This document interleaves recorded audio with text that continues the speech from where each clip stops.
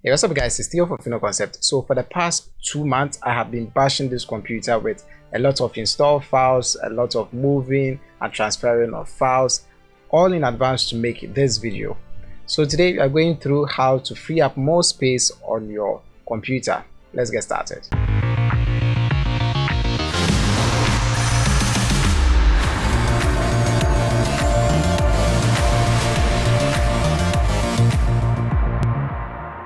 Alright, as always, the first step is pretty basic.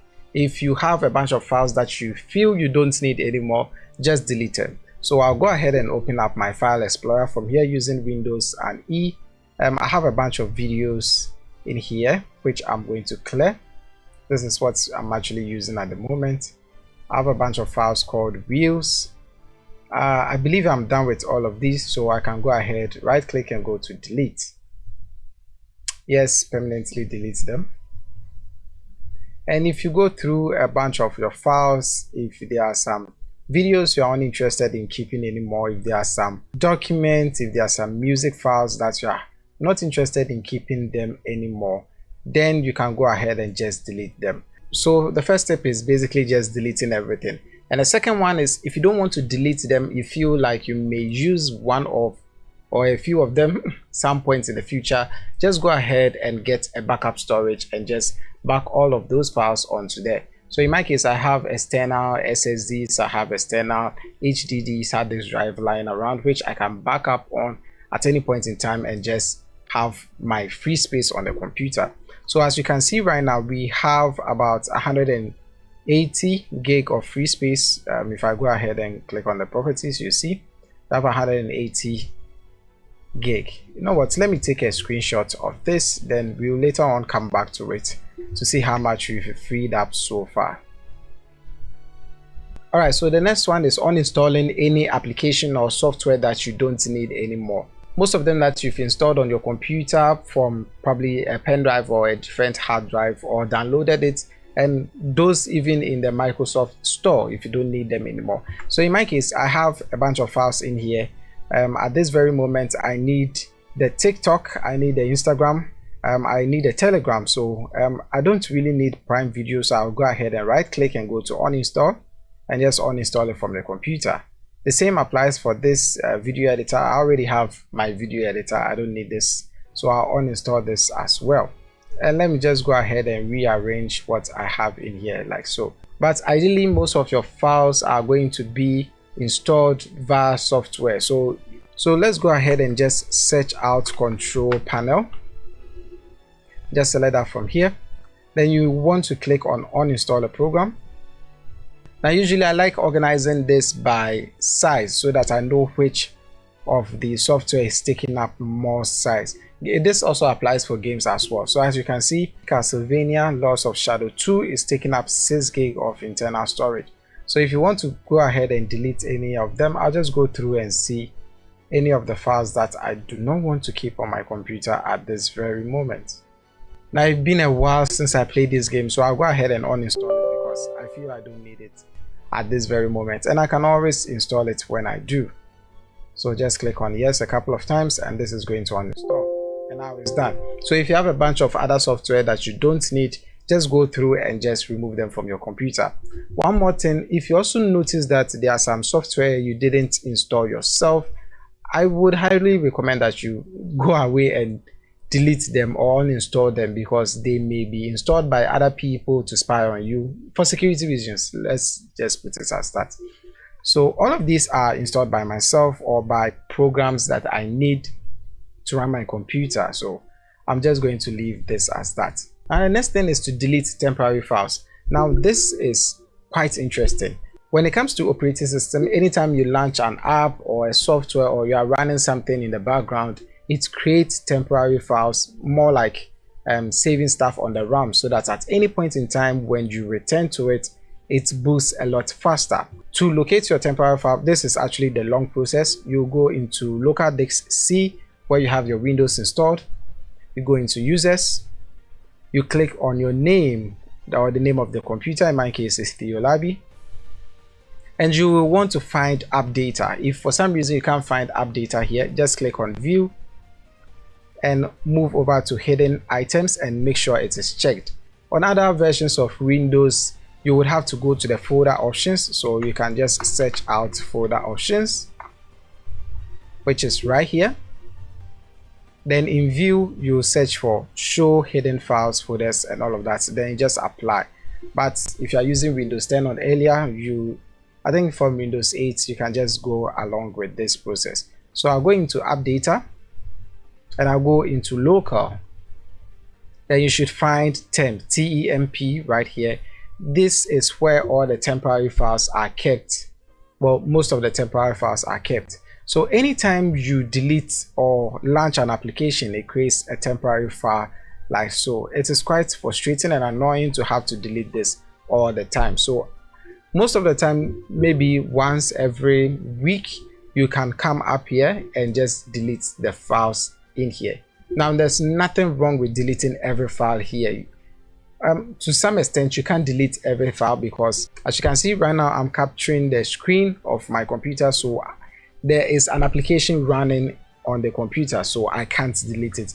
I'm also converting some videos here, so I can't delete every single thing here. But I'll go ahead and select all using Ctrl A and hold down the Shift key and press delete. I don't want this to go to the recycle bin. I'm just permanently deleting this. So I'll just click on that. And as you can see, not every file is going to be able to be deleted because I still have software running in the background. So I'll just go to skip on this and skip on that as well. Now you can notice something. We have 105 items all here. Now if I go ahead and open up, say, let me close up these applications. All right, so it is saying that we have 99 items on this. Now if I go ahead and launch Adobe Photoshop right now, you notice that the number went up to 103, 104, 105, and it keeps creating new files. That is because, like I said, anytime you open up an application or launch a game, it creates temporary files for you. And the painful thing is it stays on the computer. So if you launch it 100 times, it's going to create it 100 times. So I'll go ahead and just close Photoshop from here and delete that Photoshop temporary file one more time. Now I did mention that this is the longer process in case you want to navigate your way here. The shorter process is holding down the Windows key and pressing R. Then you type in percentage TEMP and percentage. So percentage temp percentage, hit enter, and that should bring you right here. But again, if you can't find it, just go to your local disk on users, then your name, app data, local, and temp. Now there's another set of temporary files that we have to delete, and that is in the systems folder. So we go into our local disk with our Windows installed. Again, search for Windows, then we look through for TEMP, which is over here. Yes, I want to access this, and I'll go ahead and delete this whole thing right here. Again, not all of them would you be allowed to delete, so those that you can't delete, just skip them. All right, so things are looking quite neat here. Now there's one more thing I want to mention. There are certain things called media cache files or cache. Now if you are someone who uses media like pictures, videos, especially videos a lot, they are going to be created on your computer. So if you are someone who uses IDM basically downloads one file into parts, then after puts them all together, and in doing so it creates media cache files. If you are someone who uses Plural Eyes to sync up your audio when editing in Premiere Pro, Premiere Pro is also another one for creating these media cache files. So I'll go into again, still on the Windows hard disk, I'll go into users, go into where the name is app data, then we'll click on roaming. Then in roaming we'll find what we have, the download manager cache. Anything with the name cache, we are going through it just to delete a bunch of files in there. So I'll rather search it out here. So CACHE. Now you are looking for folders and not files. So anyone with the folder name, that is what I'm going to click on. So if you see what I have here, I can open this up. So when you take a look at what we have here, you can see we have media cache files, and that is in Adobe Common. Adobe likes creating a lot of these files. So I'll open it up here, and I'll go ahead and delete every single thing in here. I wouldn't even send it to the recycle bin. Yes, permanently delete these files. Now as you can notice, it keeps rising. We have about 4 gig of data just lying on our hard disk. Now another thing I like doing is usually I'll just select a bunch of folders and hit Alt Enter to check their properties. So if I'm noticing a strange increase in the size of a folder, that is where I go deeper into the folder and delete a bunch of files. This is less than 1 gigabyte, so I don't mind that. I'll select probably around here, do the exact same thing. Also less, I'll select about these files, do a bunch, also less, then I'll do that for this. So right click, properties. As you can see, we have about 3 gigs of data. So I'll just go into Adobe and find which folder is having that much information. So this looks good. Again, it's a lot easier when using my keyboard. So the folder called Common under Adobe is having a bunch of files in there. So again, if I go into media cache file, this is what we just deleted. I'll go into media cache. So without the files, let's go ahead and delete that as well. You can see we have 3,778 files in here. Too many of them. And again, these media cache files are not needed by the computer. It is only going to create them when you have a software opened and you are working on a particular project. So anytime I delete this, I don't have any issues. The moment I open up another project, it's going to create another one and I have to come back to this. It's quite annoying. So you can just keep a few of this in mind and come back to it at any point in time. Another way to clear storage is deleting your windows.old folder. Likely for me, I don't have it in here because I updated my Windows quite recently and it cleared a bunch of them for me. But if you want to clear your windows.old folder, just right click on the hard disk with the Windows installed, go to properties and run disk cleanup. Now once you have all of this, click on clean up system files. That is going to dive in a lot deeper and get you all the system files on the computer. Alright, so this is what I have right now, and as you can see, we have the Microsoft Defender antivirus. I can go ahead and clean it.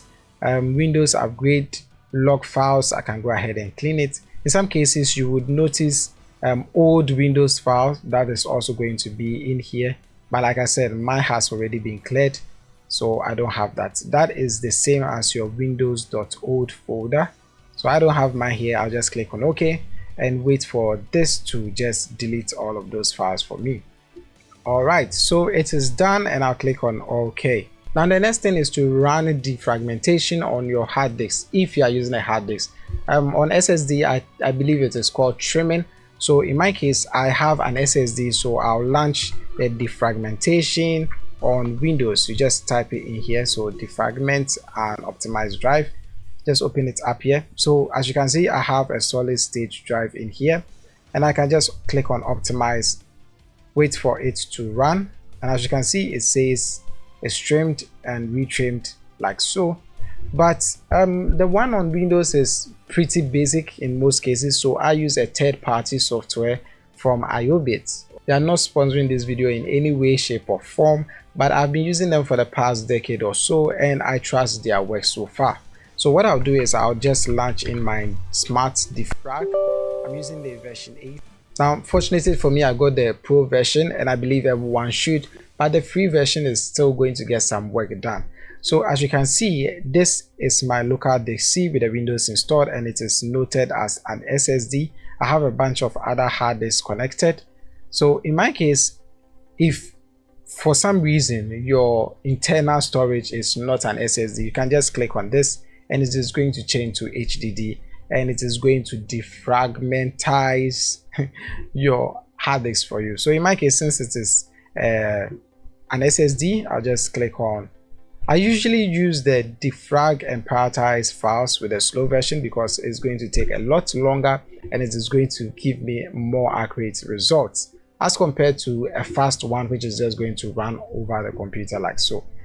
The good news is SSDs don't keep that much fragments on their storage, unlike hard disk drive where you can have a bunch of fragments on it. That is why it is a lot easier to recover files from a hard disk as compared to an SSD, because hard disks will have fragments of it, making it a lot easier to restore those files. So basically this one is also done, and I'll just click on finish and just close this up.